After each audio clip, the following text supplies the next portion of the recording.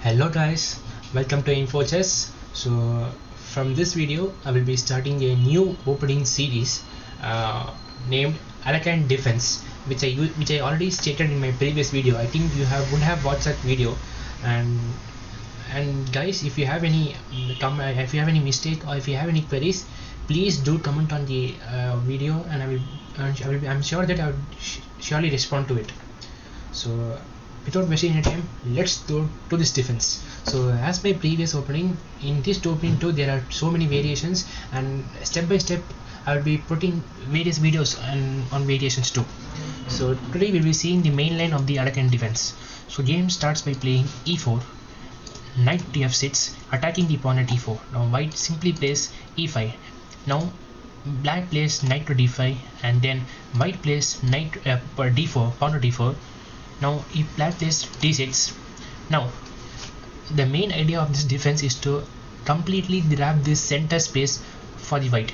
And now black, after white grabs all the center spaces, he just wants to close this space and try to develop as many pieces as he can develop, and finally eventually attack the undefended pawn at the center and eventually move on to win the game.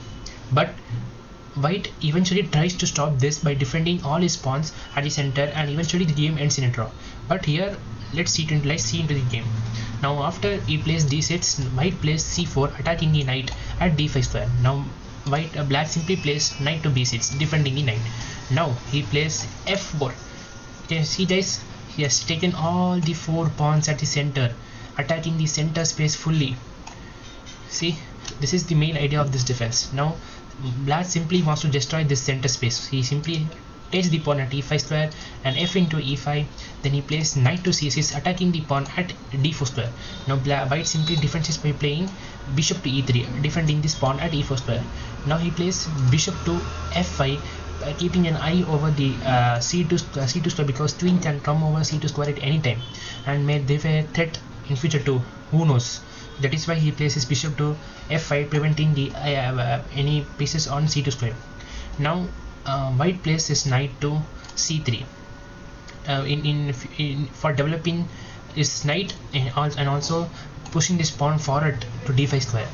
Now black simply destroys his idea by playing e6, because if he plays his pawn to d5, he can just capture the pawn and c into d4, and then eventually it will be white will be losing his pawn, because knight would capture the pawn at e5 square. Now eventually, since the white has also lost his center space and also lost his development, because his 3 pieces are developed, that 3 pieces are developed, but only white's 2 pieces are developed. So that is why he doesn't play d5 at this time.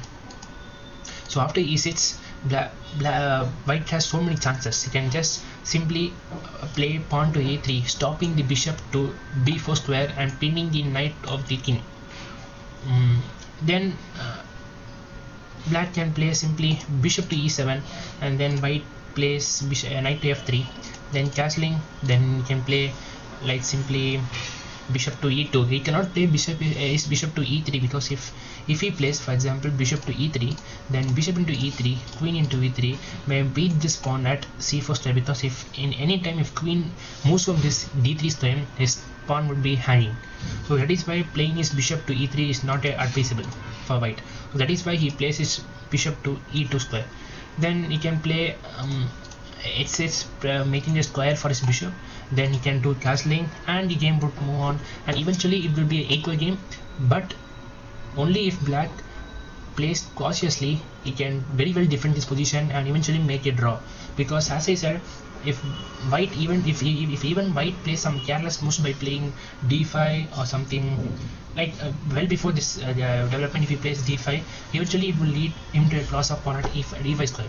So that in that way, if both white and black play cautiously and tremendously, it will eventually result in a draw. So that's it guys, this is the main line of the Alekhine defense. So there is one more variation in this main line, which is the most preferred variation according to engines, which I would be taking in the next video. As I said, I will be taking all the variations in the 1x1 video and eventually putting it in all playlists, so that it will be helpful for you guys to refer to them before any tournament or before any, or you can also practice practice your preparation, improve your preparation by my videos. I hope so, but eventually let's see. So I request everyone to please subscribe the video, subscribe the channel, share the video and like the video, and please do comment on the video if you have any doubt and if you want any clarity from my side. So that's it guys, do well and very all the best.